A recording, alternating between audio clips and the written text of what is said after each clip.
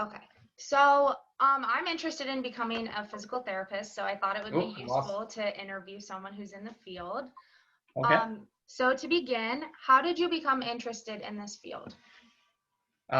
I started because I was actually a patient Mm-hmm. a couple times, and you know, seeing the examination process and kind of getting a sense for I enjoy the human interaction side of it. Seems interesting. So did a little background check and did my research and decided to go for it. Yeah. So what is a typical day like for you? Well, it starts very early. Get into the clinic, probably get there about a half hour before the first patient, making sure clinic's ready, everything's checked, insurances are authorized, and then basically from the time I get there from the time I leave, it's pretty fast pace. Patients coming in, probably 14 to 16 a day, and just kind of really getting involved with um, not only assessing the patient, but interacting with the patient and treating the patient, but also a big thing that a lot of people don't know going into the field, 50% of your time is probably on paperwork, insurances, and things like Mm-hmm. that. Mm-hmm. So a lot of time goes there. Yeah, that kind of goes into my next question. What are your main responsibilities as a physical therapist? So we're responsible for um, obviously the evaluation process, which is important. In New York State, we have direct access, meaning the patients don't need a referral to come see us. Mm-hmm. So on some level, we're responsible for screening the patient appropriately for any reasons why they don't belong in a therapy clinic, maybe a cardiovascular, neurological, things like that. So that's a big important piece. Um, More recently in the field, we're taking a bigger look at the social aspect of it, Mm-hmm. understanding and screening anxiety, depression. And then, of course, after all that, we finally get to our traditional type physical therapy evaluation, trying to understand not only what's going on with the patient, but how we're going to help them and coming up with a plan of care and communicating with other professionals too. And I think that's an important part, whether it be the referring doctor or if we need to refer to surgery or psychology or physiatry, something like that. Right, right. What do you like most and least about your work? I like least is documentation. That's an easy one. Mm-hmm. That and trying to understand all the insurance plans and how many times I could see a patient, how long I could see him for, and when they need scripts and all that kind of fun stuff. The favorite part is like going back to the interaction, especially when um, the patient accomplishes something maybe they never thought they could. So that's a Mm-hmm. pretty cool part of it. That's definitely something I like have been understanding because I've been interning with Dr. Droney, and so Yeah, I feel like I've really like it's helped me to kind of confirm like my ideas as becoming a physical therapist because I'm like falling in love with like that human interaction and everything. Like it's a very special thing, you know? And yeah. so yeah, I definitely can understand that. What current issues and trends in this field do you think that I should be aware of? Kind of something we touched on earlier is the psychosocial aspect of Mhm. it and chronic pain and understanding that not pain is not always just from a musculoskeletal problem. It could be a social, emotional problem like that. And also another thing we already talked about is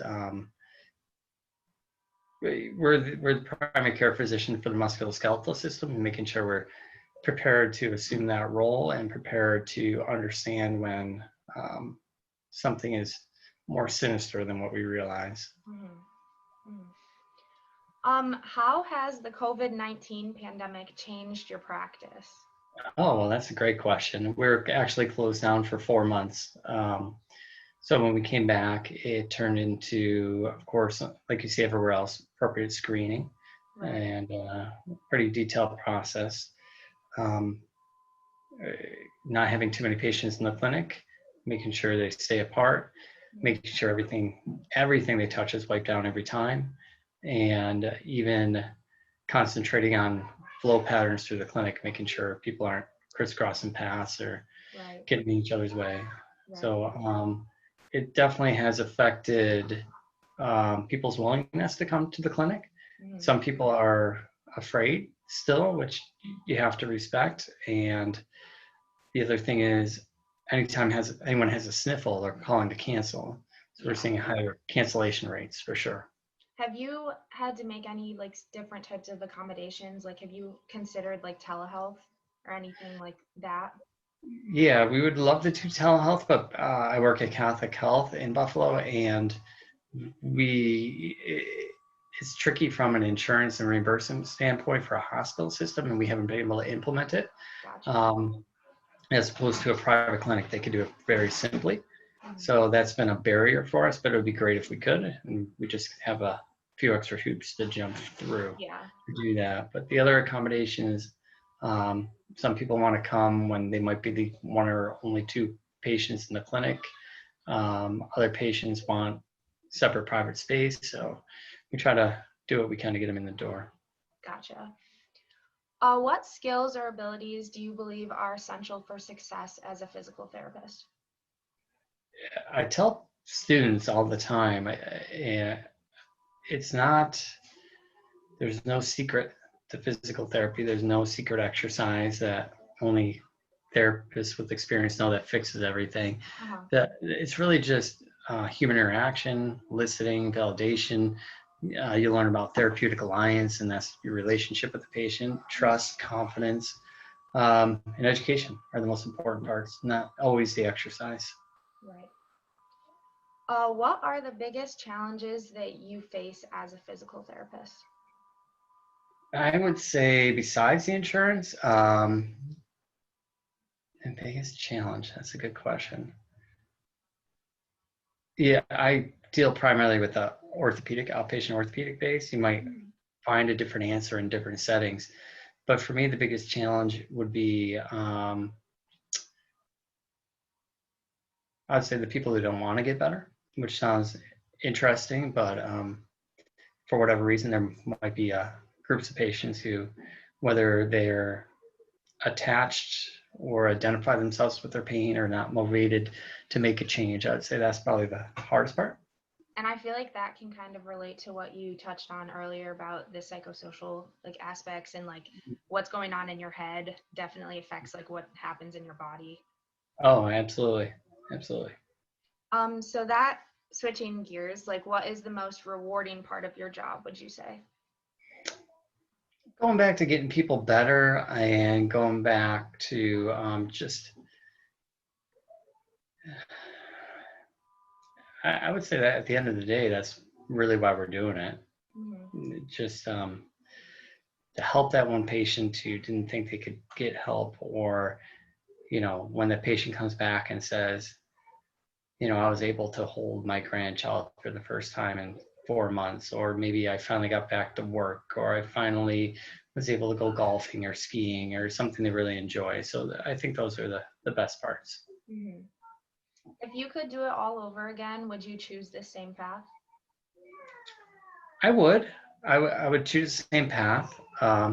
Physical therapy is interesting because as you go through a curriculum, you learn you, there's not always a consensus in terms of clinical decision making. There's multitude of schools of thoughts, and you'll find some specialization within the field. So, for example, in outpatient, you could maybe do more soft tissue work, or maybe you do more manipulation, or maybe you're into stabilization, or maybe you're into education, and you kind of find your niche. And I think if I was going to do it again, I would probably educate myself more about those different niches. And I ended up getting there, but I took maybe a little more of a scenic route to get there. So I think, you know, trying to find a school of thought and being the best at that you can be is important. Yeah. And finally, what is the best advice that you could give someone interested in becoming a physical therapist? The best advice I could give them. Ooh, that's a great question. I might need to think about that for a couple seconds. I just had a student finish his final clinical today, and he's done with everything. He's just ready to take his boards. And we talked about physical therapy. It could be a really hard job in a good way. Clinical reasoning, processing, pushing yourself, trying to understand things. Or it could be a really simple job where people kind of get into giving patients maybe certain routines, or everyone gets the same thing or something like that. And I think it's important to keep working to understand and working to learn more and working to um, build that foundational knowledge and interest in trying to um, into really trying to figure out what's going on. Right.